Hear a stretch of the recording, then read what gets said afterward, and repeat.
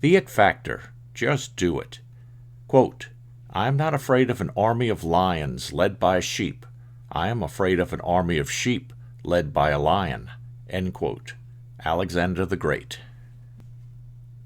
I remember a trip to my dad's office when I first started high school, about 100 years ago. He showed me a strange-looking thing that he had on his desk. He called it a photostat machine. It was intended to do away with the need for those nasty thin sheets of blue or black carbon paper which were placed in typewriters.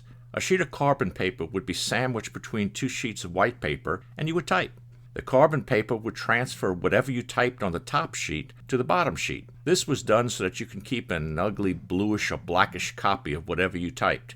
But with this new machine, all you needed to do was type your letter, put it in the slot, and it would give you an ugly brownish copy of your original. But I thought it was the coolest thing ever. I immediately saw great possibilities. I gathered together a few friends and we started a newspaper. Sure, it looked horrible, but I had toured the offices of the large daily newspaper on a field trip. I saw the equipment they had. How in the world could I afford that kind of professional production? But with this new machine, publishing a small newspaper became possible. Yes, without question, I published an ugly-looking newspaper. I well remember the initial harsh criticism it received from some of the students and teachers. But that little ugly newspaper started to grow in popularity. This was because people began seeing past the delivery method to the actual message being conveyed in the paper. The message was sound and struck a chord with the readers. In my senior year, I left that little underground newspaper to become, over the objection of a few teachers, editor of the official high school newspaper, a position I would again hold for my college newspaper. I believe that these accomplishments would have been far more difficult to achieve had I not honed my skills with that ugly little photostat newspaper. The whole experience taught me that it is the message that is all important.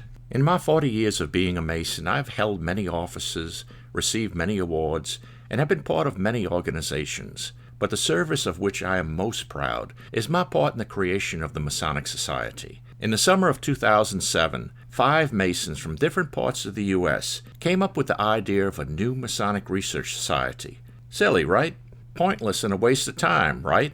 Most Grand Lodges have either a research lodge or a research committee. There are also a number of well-respected Masonic research societies in the U.S. and abroad. I have no idea what made us think that we could add anything to what is already in place.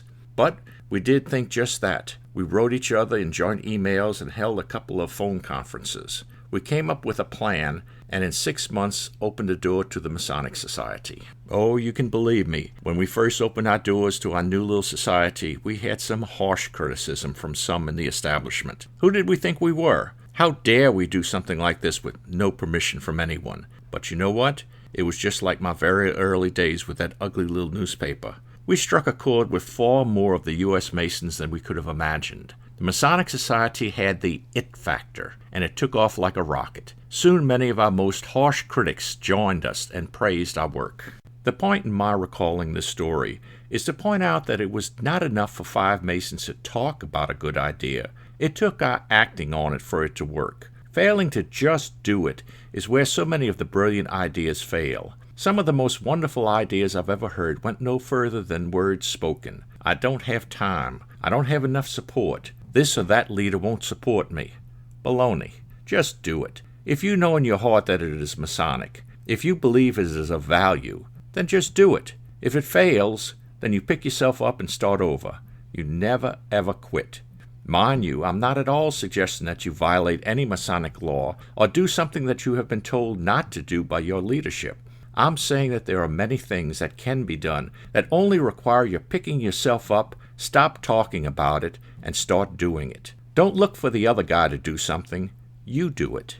One more point. Not every idea is a good idea. A campaign to assure that all lodges have Masonic printed toilet paper might get far more laughs than support. Success is born out of failure. You need to recognize when something is just not going to make it and move on to another plan or idea. Never allow the few to turn you away from your idea, but also never allow your own ego to cause you to relentlessly push something that simply has no merit or value. You must always be brutally objective with yourself. My grandfather used to tell me, it's never good to lie to others, but it's far worse to lie to yourself. Masonry is a progressive moral science. You can advance if you talk, but do not act on what you talk about.